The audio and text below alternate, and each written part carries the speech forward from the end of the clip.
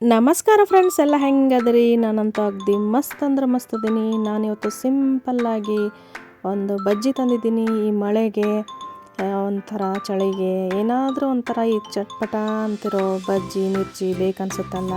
ಒಂದೇ ಥರ ಮಿರ್ಚಿ ತಿಂದು ಅಥವಾ ಬಜ್ಜಿ ತಿಂದು ಬೇಜಾರಾಗಿದ್ರೆ ಹಿಂಗೆ ಮಾಡ್ಕೊಂಡು ತಿನ್ನಿರಿ. ಆಹಾ, ನೋಡ್ತಾ ಇದ್ರೆ ಹಂಗೆ ತೊಗೊಂಡು ತಿನ್ಬೇಕು ಅನ್ಸುತ್ತಲ್ರಿ. ಹಾಗಾದ್ರೆ ಇದು ನೋಡಿದ್ರೆ ಗೊತ್ತಾತಲ್ರಿ ನಿಮ್ಗೆ, ಇದು ಪಾಲಕ್ ಬಳಸಿ ಮಾಡೀನಿ ಅಂತಂದು ಭಾರಿ ಸಖತ್ತಿತ್ತು. ನೀವು ಒಂದ್ಸಲ ಟ್ರೈ ಮಾಡಿರಿ.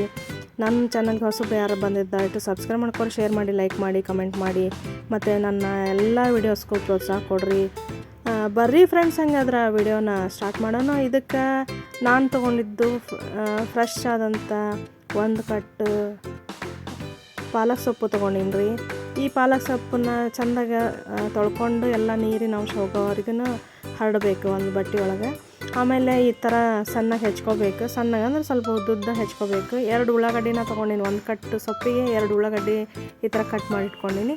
ಒಂದು 7-8 ಮೆಣಸಿನ್ಕಾಯಿ, ಸ್ವಲ್ಪ ಕರಿಬೇವು, ಕೊತ್ತಂಬರಿ ತೊಗೊಂಡಿನಿ. ಹಂಗೆ ಸ್ವಲ್ಪ ಶುಂಠಿ ತೊಗೊಂಡಿನಿ, ಹಸಿ ಶುಂಠಿನ, ಸ್ವಲ್ಪ ಜೀರಿಗೆ ಮತ್ತು ಬೆಳ್ಳುಳ್ಳಿ, ಇದನ್ನೆಲ್ಲನೂ ಮಿಕ್ಸರ್ಗೆ ಹಾಕ್ಕೊಂಡು ಪೇಸ್ಟ್ ಮಾಡ್ಕೋಬೇಕ್ರಿ. ಆಮೇಲೆ 2 ಕಪ್ನಷ್ಟು ಕಡಲೆ ಹಿಟ್ಟು ತೊಗೊಂಡಿನಿ. ಕಡಲೆ ಹಿಟ್ಟನ್ನ ಸಾಣಿಸಿ ಇಟ್ಕೊಂಡಿನಿ.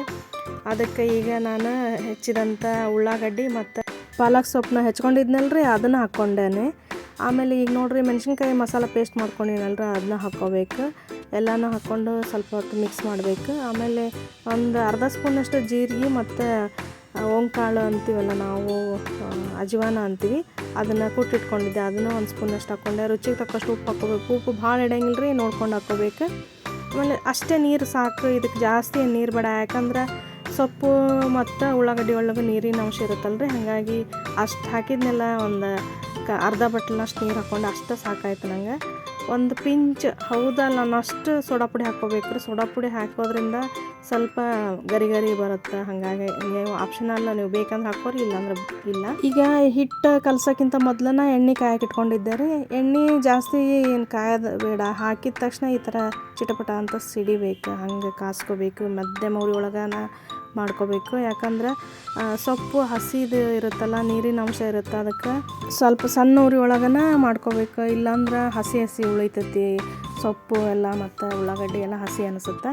ನೋಡಿರಿ, ಇದು ಆಯಿತು ನೋಡಿರಿ. ಈ ಥರ ನಮ್ಮ ಪಾಲಕ್ ಬಜ್ಜಿ ರೆಡಿ ಆಯಿತು. ಟೇಸ್ಟ್ ಏನು ಫರಕ್ ಅನ್ಸಂಗಿಲ್ಲ, ಬಟ್ ಪಾಲಕದ್ದು ಏನೋ ಒಂಥರ ಇದು ಚೇಂಜ್ ಅನಿಸುತ್ತಲ್ಲ ನಮಗೆ. ಗ್ರೀನ್ ಈ ಥರ ನೋಡೋಕೆ ಒಂಥರ ಕಲರ್ಫುಲ್ಲಾಗಿರುತ್ತೆ. ಒಂದೇ ಥರ ಬಜ್ಜಿ ತಿಂದರೆ ಬೇಜಾರಾಗುತ್ತಲ್ಲ, ಹಾಗಾಗಿ ಈ ಥರ ಚೇಂಜ್ ಮಾಡ್ಕೋತಾ ಇರ್ಬೋದಲ್ಲ. ಆಮೇಲೆ ಮತ್ತೊಂದು ಸೊಪ್ಪು ಬಳಸಿ ಮಾಡ್ಬೋದು. ಯಾವುದಂದ್ರೆ ಮೆಂತ್ಯ ಸೊಪ್ಪನ್ನು ಹಾಕ್ಕೋಬೋದು. ಅದು ಮೆಂತ್ಯ ಸೊಪ್ಪಿನ ಬಜ್ಜಿನೂ ಚಲೋ ಬರುತ್ತೆ. ಇದು ಪರ್ಫೆಕ್ಟಾಗಿ ಬಂತು ನೋಡಿರಿ. ನೀವು ಒಂದ್ಸಲ ಟ್ರೈ ಮಾಡಿ ಹೆಂಗಾಯ್ತು ಅಂತ ನಂಗೆ ಕಮೆಂಟ್ ಮಾಡಿ ತಿಳಿಸಿ. ಮತ್ತೊಂದು ರೆಸಿಪಿ ಜೊತೆಗೆ ಮತ್ತೆ ಬರ್ತೀನಿ. ಧನ್ಯವಾದಗಳು.